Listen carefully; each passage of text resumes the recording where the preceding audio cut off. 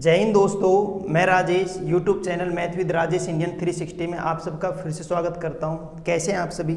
उम्मीद है आप सब ठीक होंगे। हम आरआरबी ग्रुप डी 3/10/2018 शिफ्ट 2 का क्वेश्चन पेपर कर रहे हैं। जैसा कि आपको पता ही है कि भाई प्लेटफॉर्म की बुक के मैथ्स के वॉल्यूम 2 के है ना, वॉल्यूम 2 बुक है, उसके हम सारे मैथ्स के क्वेश्चन पेपर शुरू से ही फर्स्ट क्वेश्चन से ही हम शुरुआत कर चुके हैं और हम आज से हम 191 क्वेश्चन 192 क्वेश्चन 192 क्वेश्चन से आज हम अपने सेशन की शुरुआत करेंगे। ठीक है भाई? हाँ, तो इससे पहले अगर आपने वीडियो नहीं देखे हैं, किसी भी क्वेश्चन में कोई डाउट है तो आप पिछली वीडियो को देख के उस क्वेश्चन के डाउट को क्लियर कर सकते हैं। बहुत बेहतर तरीके से मैंने आपको एक एक क्वेश्चन बहुत अच्छे तरीके से बताया है। ठीक है ना, बहुत बेस्ट अप्रोच के साथ सारे क्वेश्चन मैंने कराए हैं। ठीक है, तो आप उनको एक बार देख सकते हैं। बाकी आज के सेशन की शुरुआत हम करते हैं 192 से बेटा, है ना। ठीक है, तो आपका क्वेश्चन क्या कह रहा है वो देखो भाई। 192 क्वेश्चन है ना, क्या कह रहा है देखो। ये आपका टाइम एंड वर्क का क्वेश्चन है। देखो, दो पाइप और टंकी का है बेटा ना। देखो भाई क्या कह रहा है। दो इनलेट पाइप ए और बी एक खाली टंकी को क्रम से 22 और 23 घंटे में भर सकते हैं। उन्हें एक साथ खोला गया, लेकिन टंकी भरने से 3 घंटे पहले पाइप ए को बंद कर दिया गया। टंकी को भरने में दोनों पाइपों द्वारा कुल कितने घंटे लगेंगे? ठीक है, हाँ देखो, एक ए पाइप है और एक पाइप कौन सा बेटा? बी है। ए टंकी को भरने में 22 घंटे लेता है और बी टंकी को भरने में कितने घंटे लेता है बेटा? 23 घंटे। कितने घंटे? 23 घंटे ना। 22 और 23 33 है ना। कितना है बेटा? 33 घंटे। ठीक है, हाँ 33 घंटे लेता है। बी टंकी को भरने में कितने घंटे लेता है भाई? 33 घंटे। यानी अब अपन देखें तो एलसीएम ले ले क्या भाई? एलसीएम ले ले। ठीक है ना। एलसीएम क्या बताएगा? टोटल वर्क को बताएगा, कि कैपेसिटी को बताएगा, क्षमता को बताएगा कि टंकी की क्षमता है कितनी भाई। सही है नहीं है? तो मैं मान सकता हूँ 33 दूनी 66, मतलब 66 अपना एलसीएम आ जाएगा। बोलो आएगा नहीं आएगा? सही है ना। हाँ, तो बड़ी संख्या को पकड़ के बड़ी का गुणज देख लो, फिर आप इसका भाग देख लो, उसमें जा रहा है नहीं जा रहा। 33 दूनी 66, 66 22 का भाग भी जा रहा है, मतलब एलसीएम 66 बिल्कुल करेक्ट है। यानी कहने का मतलब क्या है? कहने का मतलब हमारा ये है कि 66 लीटर की कोई क्या है, एक टंकी है, उसको इस 66 लीटर को टंकी को भरने में ए तो 22 मिनट लेता है और इसी टंकी को भरने में बी पाइप है वो 33 मिनट लेता है। कितने मिनट लेता है? 33 मिनट। तो बेटा मैं 1 मिनट का काम निकाल लेता हूँ कि 1 मिनट में टंकी को कितना भरते हैं। तो देखो 22 तिया 66 और 33 दूनी 66। यानी हम क्या समझ रहे हैं यहाँ पे? हम ये समझ रहे हैं कि ए टंकी इस 66 लीटर की टंकी को भरने में ए पाइप है जो 66 लीटर की टंकी को भरने में 3 मिनट लेता है। सही है नहीं है? बोलो, मतलब 3 लीटर पानी डालता है। समझ में आया ना? 1 मिनट में 3 लीटर पानी डालता है। बी है जो 1 मिनट में 2 लीटर पानी डालता है। किस टंकी में? इस टंकी में। क्लियर है ना? 1 मिनट में। सही है क्या? अब वो एक स्पष्ट आपसे एक बात ये कह रहा है बेटा, क्या कह रहा है कि ए को टंकी भरने से 3 मिनट पहले क्या कर दिया गया? बंद कर दिया गया। 3 मिनट पहले टंकी को क्या कर दिया गया? बंद कर दिया गया। सही है ना? भरने से 3 मिनट पहले। यानी कि क्या है कि 3 मिनट में तुम बताओ भरता कितना टंकी को? भाई 9 लीटर भर देता। कितना भर देता? 9 लीटर। 1 मिनट में 3 लीटर भरता है तो 3 मिनट में कितना भर देता? 9 लीटर भर देता। ये चीज आपकी समझ में आ रही नहीं आ रही? यानी कि मतलब क्या है कि यानी टंकी 66 तो पहले था ही था, 66 का काम तो कर ही रहे, बट 9 जोड़ देंगे इसमें। यानी कितना आ जाएगा? 66 में 9 जोड़ोगे तो बोलो 75 लीटर। तो 75 लीटर की हम टंकी को मान के चलेंगे, 75 लीटर कैपेसिटी है। और वो स्पष्ट कह रहा है कि अगर दोनों के दोनों उस टंकी को कितना समय लगाएंगे? दोनों के दोनों टंकी को पूरा भरे तो बेटा बोलो दोनों के दोनों 3 और 2 5 काम करेंगे 1 मिनट में। 1 मिनट में तो भाई 75 में किसका भाग दे देते हैं? 5 का। तो 5 एकम 5 25। तो कितना मिनट लगाएंगे बेटा? 15 मिनट लगाएंगे। यही आंसर आपका। समझ में आया नहीं आया भाई? बोलो सही है क्या? ठीक है ना भाई। आप तो एक चीज ध्यान रखना, अगर पहले की बात करें तो हम इसे प्लस कर देंगे, अगर ये बाद की बात करें तो हम यहाँ से क्या कर देंगे? माइनस कर देंगे। समझ में आया नहीं आया? ठीक है क्या? आपकी चीज़ समझ में आ रही है नहीं आ रही? बोलो भाई एक बार। सही है ना? ठीक है, हाँ क्लियर है क्या? तो एक बार फिर देख लीजिए, ए किसी टंकी को 22 मिनट में भरता है, बी 33 मिनट में भरता है। तो भाई अपन ने एलसीएम ले लिया 66, ये 66 ये बता रहा है कि टंकी की कैपेसिटी 66 लीटर की है। कितने लीटर की है? 66 लीटर की है। तो ए है जो 1 मिनट का काम निकाल लेते हैं, तो 1 मिनट में तो कम लीटर पानी भरेगा। तो कितना भरेगा? 22 का भाग दे दिया 66 में 3 आया, यहाँ 33 का भाग दिया 2 आया, यानी ए टंकी 1 मिनट में ए नल है जो 3 लीटर पानी भरेगा, और 1 मिनट में बी नल है जो 2 लीटर पानी भरेगा। और स्पष्ट सवाल में आपसे ये कह रहा है कि ए नल है जो टंकी भरने से 3 मिनट पहले बंद कर दिया जाता है, 3 मिनट पहले बंद कर दिया जाता। अगर वो लास्ट तक चलता, 3 मिनट और चलता, तो 9 लीटर पानी और डालता। समझ में आ रहा है नहीं आ रहा? तो अपन ने 9 प्लस कर दिया यहाँ पे, समझ में आया ना? तो 75 आ गया। तो 75 को भरने में दोनों पाइप एक साथ खोल दिए जाए, लास्ट तक ये दोनों पाइप भरे, तो 3 और 2 5 लीटर पानी भरेंगे, 3 लीटर ये भरेगा, 2 लीटर ये, 5 लीटर 1 मिनट के अंदर। तो 5 का भाग दें तो कितना मिनट आ गए? 15 मिनट। तो 15 मिनट आपका करेक्ट आंसर है। कहीं कोई प्रॉब्लम है क्या? ठीक है, नेक्स्ट चलिए भाई, नेक्स्ट क्वेश्चन देखें। हाँ, नेक्स्ट क्वेश्चन देखते हैं, ठीक है ना? नेक्स्ट क्वेश्चन क्या कह रहा है ये देख लेते हैं। बेटा उतार लिया आपने ना, स्क्रीनशॉट ले लेना आप, है ना? ठीक है, या फिर आप अपने नोट कर लेना क्वेश्चनों को, ठीक है? नेक्स्ट क्वेश्चन देखो। अब हमारा क्वेश्चन नंबर है बेटा 193, 193 क्वेश्चन, ठीक है ना? मैं लिख रहा हूँ आपके सामने 193 क्वेश्चन। बेटा क्या रहा है वो देखो आप ध्यान से। यह कह रहा है कि निम्न में से 9 से भाज्य संख्या बतानी है। किससे भाज्य बतानी है बेटा? 9 से भाज्य। मैं ऑप्शन लिख रहा हूँ, देखो बिना ऑप्शन नहीं होगा ये सवाल, ठीक है? ऑप्शन बी 9 8 9 4 4 5, ठीक है भाई। Option C 5 6 1 1 2। ऑप्शन डी है 5 8 5 5 6। क्लियर है क्या? समझ में आया ना? ये ऑप्शन है। तो 9 से भाज्य देखना है। किससे भाज्य देखना है? 9 से। तो 9 का भाजकता का नियम बेटा, 9 का डिविजिबिलिटी रूल आपका क्या कहता है? वो रूल ये कहता है कि संख्याओं के अंकों के योग में यदि 9 का पूरा भाग चला गया, संख्याओं के अंकों के योग में यदि 9 का पूरा भाग चला गया है, तो दी गई संख्या में भी 9 का भाग चला जाएगा। सही है ना? यानी जिसमें 9 का भाग जा रहा है उसे हटाते चलो आप, ठीक है? मेरा कहने का मतलब क्या है? या तो आप इन सबको जोड़ लो, 4 9 13, सही है ना? बोलो 13 6 19 और 5 24 और 3 27, 27 में 3 9 का भाग जाता है, तो ये करेक्ट आंसर है। सही है नहीं है? बोलो भाई, समझ में आया नहीं आया? ठीक है ना? हाँ, या फिर मैं ऐसे भी कर सकता था, 9 का गुणा हटा दो आप, तो 9 का गुणा 5 और 4 9, 6 और 3 9, यानी कि ये ऑप्शन बिल्कुल सही है। इस ऑप्शन को चेक करें तो 9 हटा दिया, 5 और 4 9 हटा दिया, 8 और 4 12, 12 में 9 का भाग नहीं जाता, यानी ये ऑप्शन क्या है? गलत है। ठीक है, 6 2 8 और 1 9 हटा दिया, 5 और 1 6 बचा, ये ऑप्शन भी गलत है। 6 में 9 का भाग नहीं जाएगा। ऐसे में यहाँ से करूँ 5 और 5 10, 9 1 बचेगा, ये 8 9 ये भी हो गया, 6 और 5 11, 11 में नहीं जा रहा, ये भी कैंसिल। समझ में आया नहीं आया? ठीक है ना? तो आप ऐसे 9 के डिविजिबिलिटी रूल के द्वारा हम इसको ज्ञात कर सकते हैं कि 9 की संख्या कौन सी भाज्य कौन सी नहीं है। क्लियर है क्या बेटा? ना सही है। तो एक छोटे मोटे क्वेश्चन ये आ जाते हैं जिसका आपको ध्यान रखना है, ठीक है? तो ये रूल आप याद रख लेना। 194 क्वेश्चन देखते हैं, ठीक है? ये क्या कह रहा है आपसे, देखो कह रहा है अच्युत्य 25,000 का निवेश कर एक चाय की दुकान खोलता है। 25,000 का निवेश करके एक चाय की दुकान खोलता है। वह इस राशि का 30% दुकान की फर्निशिंग है ना, फर्निशिंग पर और 20% दुकान के लिए अन्य आवश्यक सामग्री खरीदने में करता है। अपनी दुकान के लिए बाकी के सामान खरीदने के लिए अब उसके पास कितने रुपए बचे? ठीक है, ये आपको निकालना है। देखो बेटा एक बात बताओ, 25,000 रुपये क्या किए भाई? उसने 25,000 रुपये का निवेश किया है एक चाय की दुकान पे, जिसमें 30% खर्चा तो फिनिशिंग में हो गया, सही है नहीं? 30% खर्चा और 20% खर्चा अन्य सामग्री पर हो गया। तो टोटल खर्चा कितना हो गया बेटा? टोटल खर्चा हो गया 50%। तो 50% खर्चा हो गया तो 50% बच गए उसके पास। समझ में आया ना? तो आप एक बात बताओ, इसका 50% निकाल लो।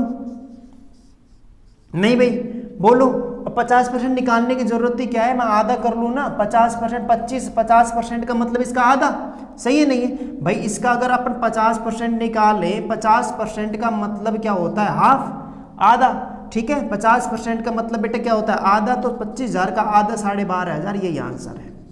12,500 रुपये बच गए उसके पास, यही आंसर है। 12,500 खर्च हो गए, 12,500 बच गए। ठीक है ना? कोई क्वेश्चन नहीं है। नेक्स्ट क्वेश्चन पढ़ो। 180 195 क्वेश्चन बेटा ये क्या कह रहा है देखते हैं। ठीक है, या तो 50% निकाल लो बेटा आप, है ना, या फिर आप ऐसे ही देख लो 50% का मतलब क्या होता है, हाफ होता है, तो 25,000 का हाफ आधा कर लेंगे, बोलो भाई क्या हो जाएगा, 12.5 हो जाएगा, 25 का हाफ करेंगे, तो यही हमारा करेक्ट आंसर हो जाएगा।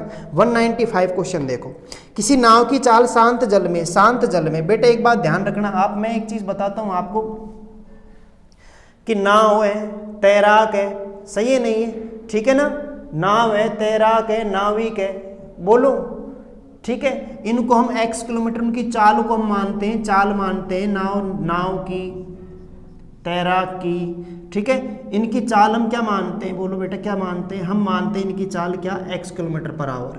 भाई समझ में आया नहीं आया, ठीक है ना, बोलो। और धारा की चाल को बेटा मैं मानता हूँ, धारा की चाल को हम, धारा की चाल उसको हम हमेशा क्या मानेंगे, y मानेंगे, हमेशा y मानेंगे, ठीक है ना, बोलो समझ में आया नहीं आया, ठीक है भाई। अब सवाल देखो, अब आप क्वेश्चन क्या कह रहा है, ये तो मैं आपको बताया है, बेसिक है ना, ठीक है, क्लियर है। नेक्स्ट क्वेश्चन देखो, क्वेश्चन क्या कह रहा है, किसी नाव की चाल शांत जल में 12 किलोमीटर पर आवर है। नाव की चाल शांत जल में, मेरा मतलब क्या है, शांत जल में यानी x का मान हमें पता है, जो कितना दे रहा है, 12 kilometre per hour, 12 kilometre per hour आपको इसकी चाल दे रहा है, ठीक है भाई।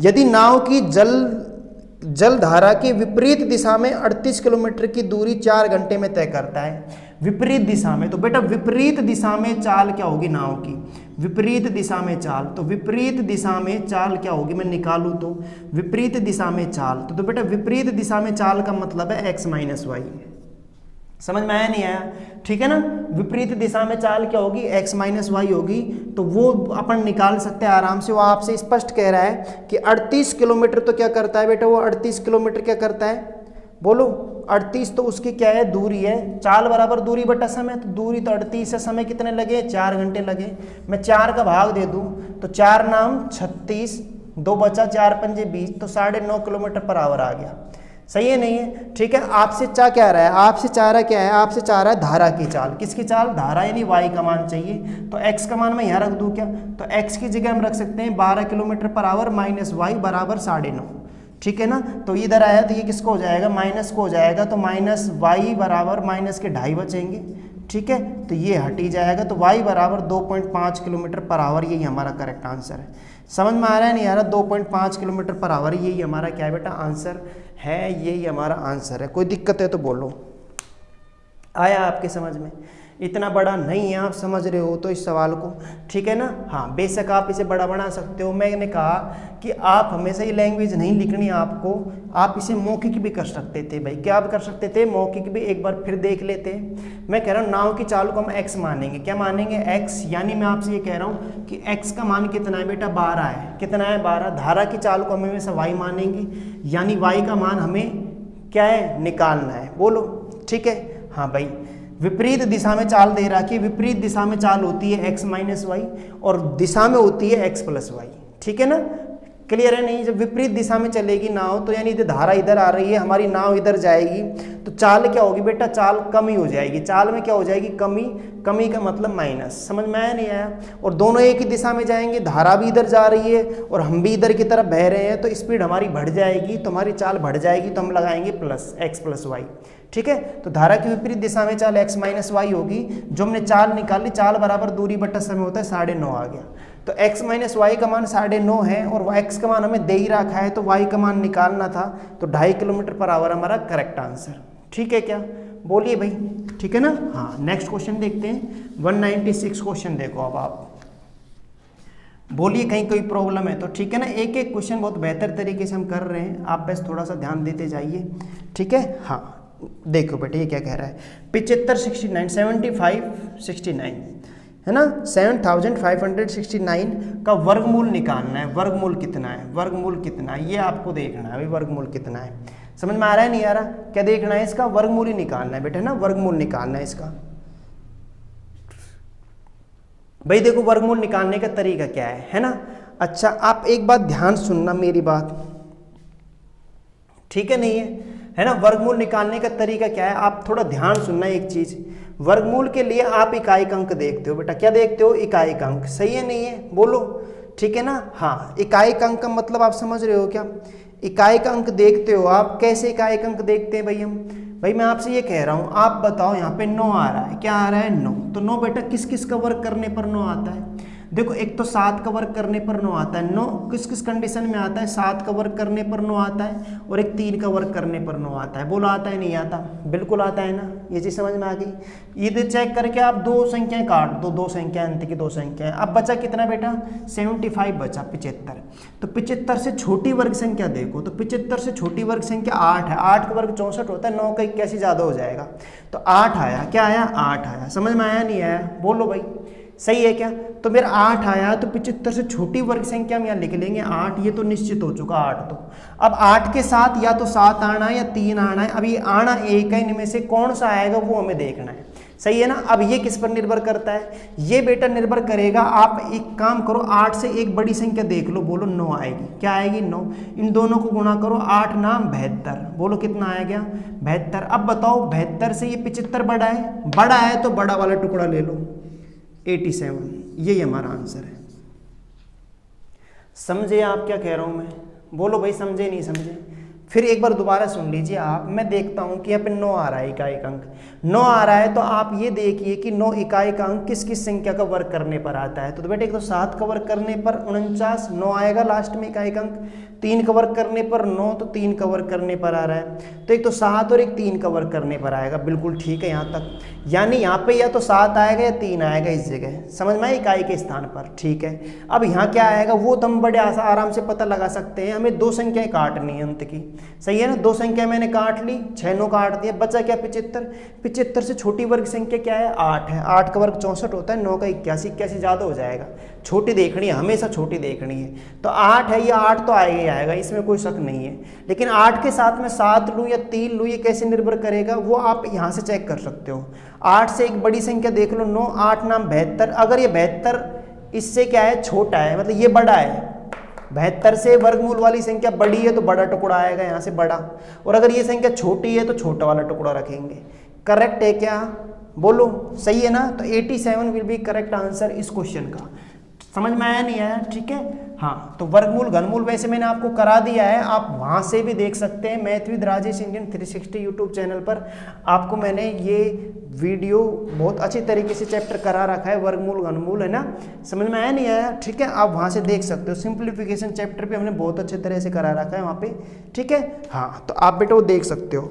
नेक्स्ट क्वेश्चन देखो, 197 हमारा रीजनिंग क्वेश्चन, एक सीरीज दे रखी है 8, 14, 23, ये फिल इन द ब्लैंक्स है, ठीक है, और ये 50 है, ये बताना है। तो बेटा आप बताओ डिफरेंस देखो, तो ये 6 का डिफरेंस है, समझ में आया नहीं आया? ये 9 का डिफरेंस है, तो बोलो अब कितने का आना चाहिए? 12 का आना चाहिए। तो 23 में 12 करें, बोलो 35 नहीं आएगा क्या? और आगे देखो तो 15 आना चाहिए, बिल्कुल 15 ऐड करो इसमें तो 50 आ जाएगा। तो हमारा विल बी करेक्ट आंसर बेटा 35। समझ में आया ना? कोई क्वेश्चन नहीं है। नेक्स्ट क्वेश्चन देखते हैं, 198 क्वेश्चन देखो बेटा, 198 क्वेश्चन, ये क्या कह रहा है हमसे? देखो 198 क्वेश्चन क्या कह रहा है, देखो तो भाई इसको, निम्नलिखित में से कौन सा सही है? मैं ऑप्शन दे रहा हूँ, निम्नलिखित में से कौन सा सही है, ठीक है। ये क्वेश्चन है 9/16 ग्रेटर देन 13/24, ठीक है। ऑप्शन बी 9/16 इक्वल 13/24, ठीक बेटा। ऑप्शन सेम है सब में, 9/16 सेम का मतलब समझ रहे हो, नंबर सेम है, ठीक है ना, हाँ नंबर सेम है। ऑप्शन डी देख लीजिए, 9/16 13/24, ये देखिए लेस देन इक्वल, क्लियर है ना। अब इस क्वेश्चन को देखें हम, हमसे पूछ क्या रहा है कि निम्न में से सही कौन सा है? सही है कौन सा है, ठीक है ना, सही कौन सा है इनमें से, ठीक है। अब देखो बेटा पहला ऑप्शन पकड़ते हैं हम, पहले ही ऑप्शन पकड़ लेते हैं, ठीक है ना। एक ऑप्शन समझ में, आप एक चीज तो देख ही रहे होंगे कि 9/16 13/24 सब में नहीं है क्या? बताओ भाई, सब में है तो कोई भी ऑप्शन पकड़ लो आप, हो गया हमारा सवाल, समझ में आ गया। मैंने ये ऑप्शन पकड़ा पहला, अब मैं चेक करता हूँ कैसे। आप एक काम कर लो बेटा, देखो या तो आप वज्र गुणा करके कर लीजिए, समझ में आया ना। अगर आपको लगता है कि वज्र गुणा थोड़ा महंगा पड़ेगा तो आप एक काम ये भी कर सकते हो, कि आप इनके हर को समान कर सकते हो। किसको समान कर सकते हो? हर को, क्योंकि हर को समान कर दूंगा तो मैं अंश वाली संख्या को देख के आंसर बता दूंगा। यानी समान कैसे करूं बेटा, आप एक बात बताओ, अगर मैं इसे 3 से गुणा कर दूं तो ऊपर भी 3 से गुणा करना पड़ेगा। तो बोलो यहाँ पे 16 3 48 हो जाएगा, इधर 2 से गुणा कर दो।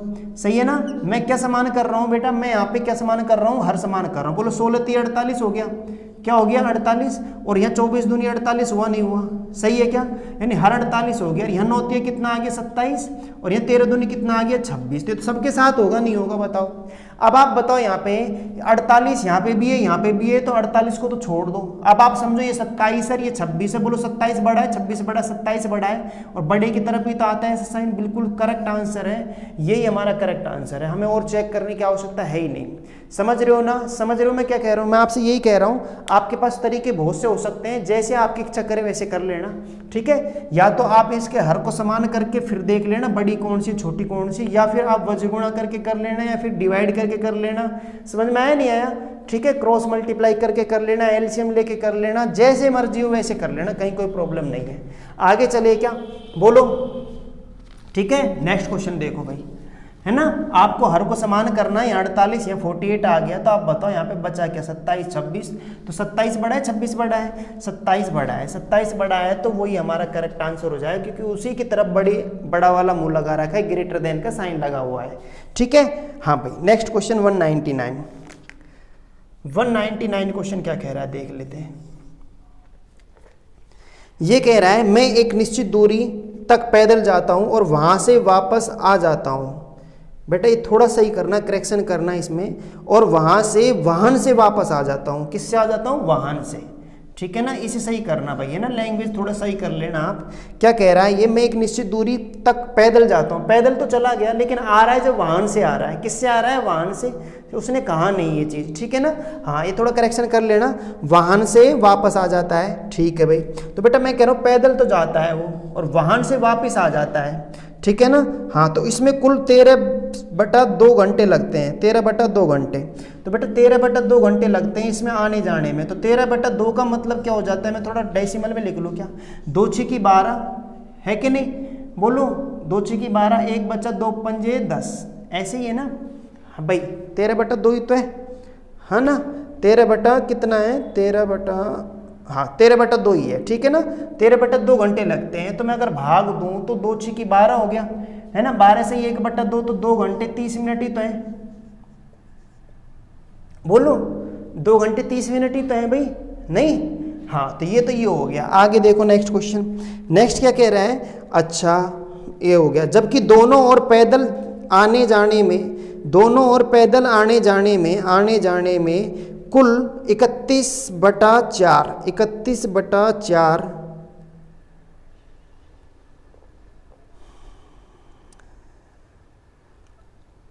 आने जाने में कुल 31/4 घंटे लगते हैं। दोनों ओर वाहन से आने जाने में कितना समय लगेगा? ठीक है ना, दोनों ओर पैदल आने जाने में। तो बेटा 2p की वैल्यू आपको दे रहा है कि दोनों ओर पैदल आने जाने में, दोनों ओर पैदल जा रहा है, पैदल आ रहा है। समझ रहे हो? p + p और p 2p हो गया। आने जाने में 31/4 घंटे लगते हैं। कितने घंटे लगते हैं? 31/4 घंटे लगते हैं। तो मैं यहाँ भाग दूँ तो 4 7 28 हो गया। बोलो 4 7 28 हो गया। कितना बचा? 3 बचा। बोलो भाई 3 नहीं बचा क्या? सही है ना। तो 4 5 मिनट, ये आपका ये हो गया। ठीक है, भाग दोगे तो ये आ जाएगा। समझ में आया ना। तो 7:45 ये आपका मिनट हो गया। ठीक है। अब आप एक बात बताओ बेटा, है ना, हम एक काम कर लेते हैं। हमें बताओ दोनों ओर आने जाने में क्या देखना है? वाहन से आना जाना है। किससे आना है? वाहन से। तो कितना समय लगेगा? आप एक बात बताओ, मैं 2 से मल्टीप्लाई कर दूं क्या? 2 से मल्टीप्लाई कर दे, है ना। 2 से मल्टीप्लाई इधर भी कर देते हैं और इधर भी कर देते हैं। इक्वेशन बराबर हो जाएगी ना, क्योंकि मुझे p हटाना है, पैदल हटाना है। तो बेटा 2p हो गया। ये तो क्या हो गया? 2p + 2v हो गया बराबर 6.5 का दुगुना करो। बोलो बेटा 6.5 का 12 और 1 13 नहीं हो जाएगा क्या? समझ में आया नहीं आया? ठीक है ना। ये बोलो यहाँ पर कोई दिक्कत हो तो बता दो एक बार भाई। आपका हो जाएगा नहीं हो जाएगा? बिल्कुल हो जाएगा ना। 13 ही तो हो जाएगा, नहीं 6.5 का भाई। या फिर ऐसे ही कर लो ना, ऐसे लिख लो आप 12 6 दूनी 12 30 दूनी 60, है ना, यहाँ ऐसे लिख लो 1260, है ना। अब बताओ आप जब इसको घटाओगे, इस इक्वेशन में से इसको घटाओगे तो तुम बताओ 2p से 2p क्या हो जाएगा, कैंसिल हो जाएगा, बचेगा क्या, 2v बचेगा। तो 2v बराबर 1260 में से 745 घटाओ, तो बेटा 1260 में से 745 घटाओ,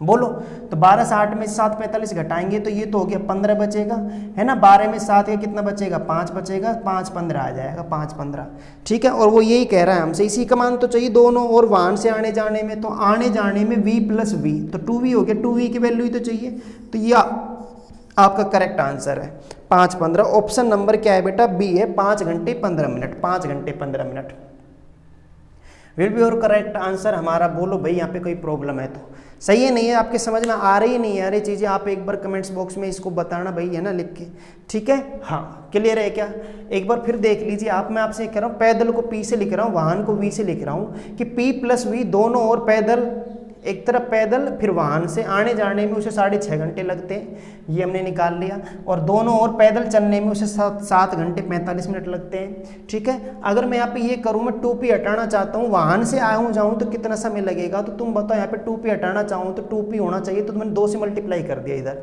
तो दोनों पक्षों में कर दिया, तो 6 दूनी 12, 30 दूनी 60, 12 60 लिख लो या 13 लिख लो, एक ही बात है, समझ में आया ना, वो कैलकुलेशन सरल हो जाए इसलिए मैंने उसको ऐसे तोड़ दिया है ना, ठीक है। अब 2p से 2p कैंसिल हो गया, 2v बच गया, 2v की वैल्यू ही तो चाहिए हमें, तो जब मैंने घटाया तो कितना है, 5 15 आया, तो 2v की वैल्यू, 2v पता है ना, गया v आया v मतलब वाहन हो गया, ठीक है।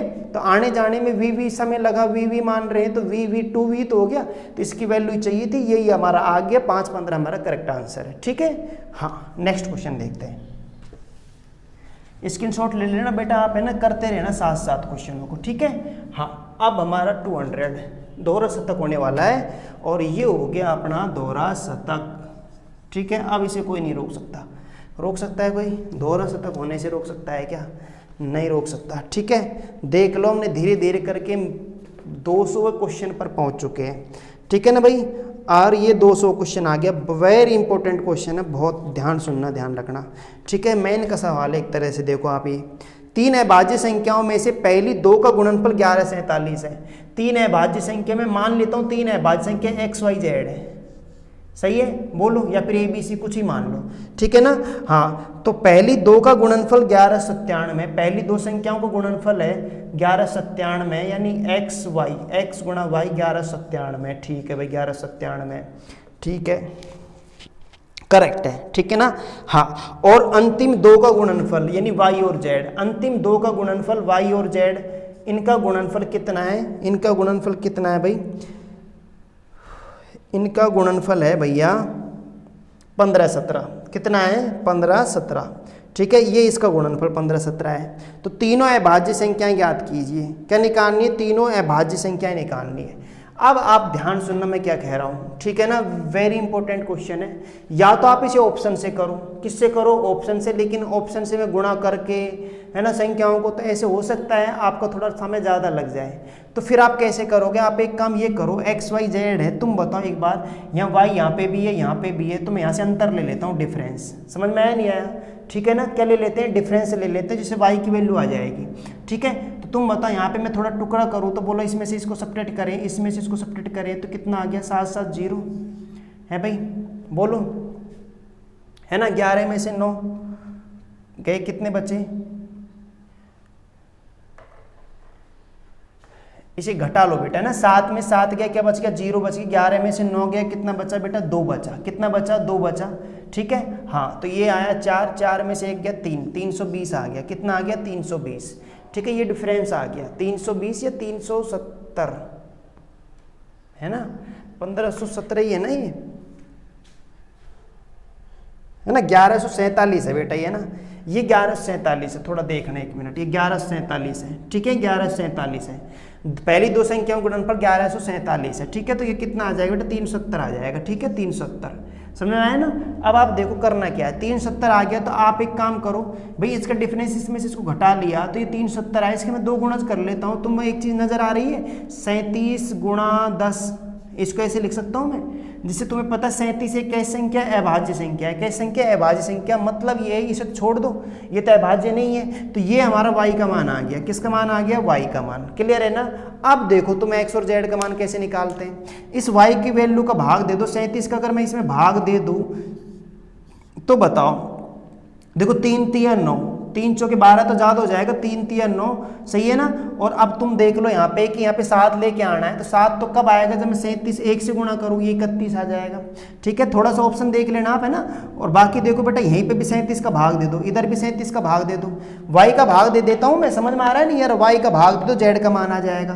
तो यहाँ पे बोलो 3 चौके 12, 4 बार तो जाएगा ही जाएगा 3 चौके 12, और मुझे वही फिर 7 लेके आना, वो 1 पर आएगा, एक लेने पर ही। तो बेटा आपके पास 3 संख्याएं हो चुकी, देखो यहाँ पे 31, 37 और 41 will be your correct answer. ये देख लीजिए कौन सा ऑप्शन है। बहुत अच्छा क्वेश्चन है, गोला लगा लीजिए आप, स्टार लगा लीजिए, 3 स्टार 4 स्टार 5 स्टार। समझ में आया नहीं आया? बहुत बढ़िया क्वेश्चन है। क्लियर है क्या? समझ में आया नहीं आया? बोलो भाई, है ना। Will be your correct answer, यही हमारा करेक्ट आंसर है 31 47। या तो फिर आप ऑप्शन से करो सवाल को, या फिर आप ऐसे करो। ऑप्शन से हो सकता है थोड़ा लंबा पड़ जाए, आप देख लेना, आपकी मर्जी हो जैसे कर लेना। ऑप्शन सी इसका सही आंसर है। क्या है बेटा? Option C. बोलो एक बार दोबारा देख लो। मैं कह रहा हूँ एक्स वाई जेड 3 अभाज्य संख्याएं, सही है ना, जिनमें पहली 2 का गुणनफल 11 47 है, अंतिम 2 का गुणनफल 15 17 है। मैंने क्या किया यहाँ पे कि मैंने दोनों का डिफरेंस ले लिया, 370 आ गया। 370 डिफरेंस लिया है तो मतलब y तो कॉमन है, यानी यहाँ से बोलो क्या आ जाएगा? y कॉमन है, तो y का मान आ जाएगा यहाँ से। किसका मान आ जाएगा? y का मान। तो y का मान 370 आया। 370 के गुणा देख लीजिए, हमने गुणनखंड कर लिए 37 गुणा 10, तो 10 तो छोड़ दो, मैं अभाज्य संख्या चाहिए, तो 37 इसका आंसर है। तो y तो 37 हो गया। अब मैं 37 का भाग, अगर तुम बताओ y की वैल्यू यहाँ रखोगे तो भाग ही तो दोगे, 37 का भाग दो तो x का मान नहीं आ जाएगा क्या?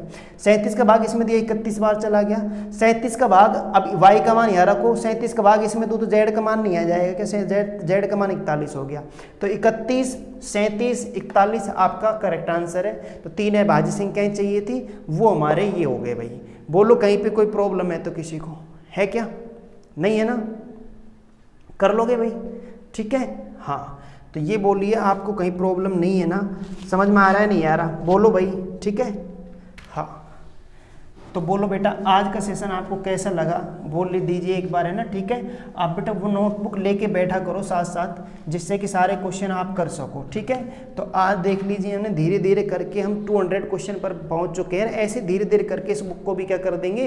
कंप्लीट कर देंगे भाई, है ना। आप घबराएं नहीं, ठीक है। तो आज का सेशन आपको कैसा लगा बेटा? कमेंट्स बॉक्स में एक बार लिख के बोलना, ठीक है।